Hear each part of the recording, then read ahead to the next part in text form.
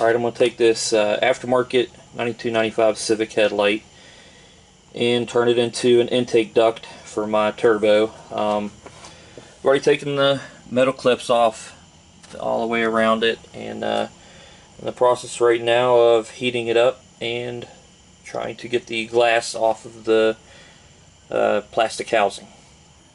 Alright, after about 10 minutes, 15 minutes or so with the heat gun, that adhesive sealant will release. Just be careful. I did have to get this, hot enough to where you couldn't hold it or touch it very long without getting burnt. So it wouldn't hurt to have a pair of gloves around. Other than that, yeah, just heat it up really good. Just go slow and work a little bit with this plastic tool here. Work the best, and eventually it'll come off there. And here's what I'm doing to it now.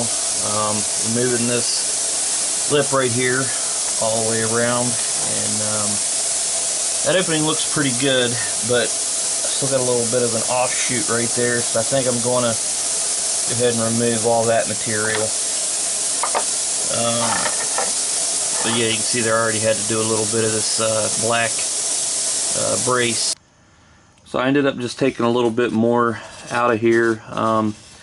You see, I was really starting to get into the, the framework of the headlight itself, and I didn't want to get into too much of that.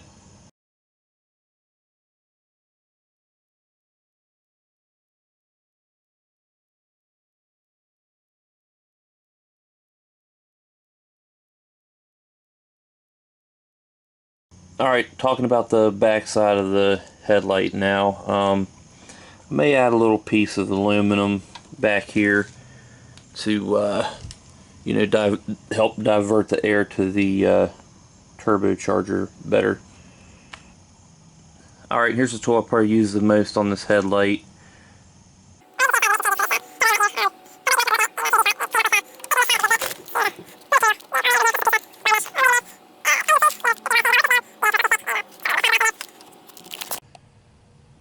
Alright, so here's the last thing I showed you. It was still in the car.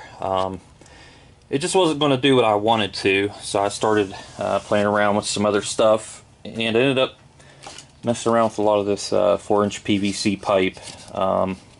Just give you a chance to mess around with different stuff. There's set up for a 45 with a little scoop.